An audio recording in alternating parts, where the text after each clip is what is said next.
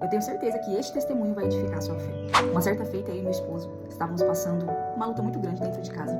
As coisas estavam bem difíceis, as portas haviam se fechado.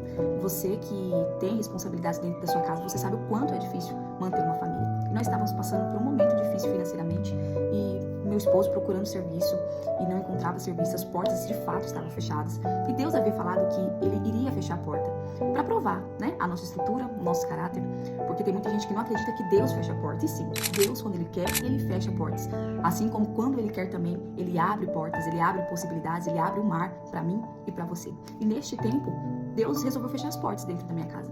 E foram tempos difíceis. E eu lembro que em um desses dias, nessa semana, eu estava muito apreensiva. Eu estava muito ansiosa, tendo crise de ansiedade. Afinal, eu queria ver as coisas se resolverem, eu queria que as coisas começassem a dar certo.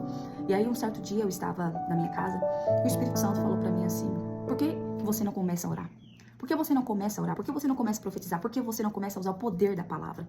Porque havia uma palavra sobre a minha vida e eu tinha acesso a essa palavra. Porque você tem acesso à palavra de Deus.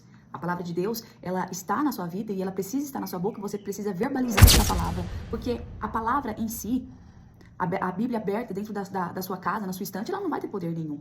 Uma Bíblia aberta em cima de um rack, ela não tem poder. Mas uma Bíblia na mão de alguém que sabe o poder que ela tem, ela faz grandes feitos, prodígios e maravilhas. E nesse dia, uma voz maravilhosa falou para mim: comece a orar, comece a profetizar o teu milagre.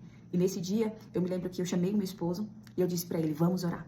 E nós começamos a levantar a mão sobre o nosso lar, abençoar a nossa casa. Eu lembro que a gente andava na casa inteira, principalmente no nosso celeiro. A gente consagrou o nosso celeiro, a gente começou a orar, começou a profetizar. E nós começamos a liberar a palavra, porque para Deus nada é impossível. A Bíblia diz em Lucas 1,37, porque para Deus nada é impossível. E naquele dia, o Espírito Santo disse para nós: comecem a orar. E a gente começou a orar, intercedendo pela nossa casa, pela nossa família, profetizando portas abertas, profetizando um rebuliço na nossa vida. E eu lembro que nessa época, fazia um bom tempo que a gente tinha feito compra. E aí, as coisas como estavam difíceis, eu me lembro que a gente precisava fazer compra de novo.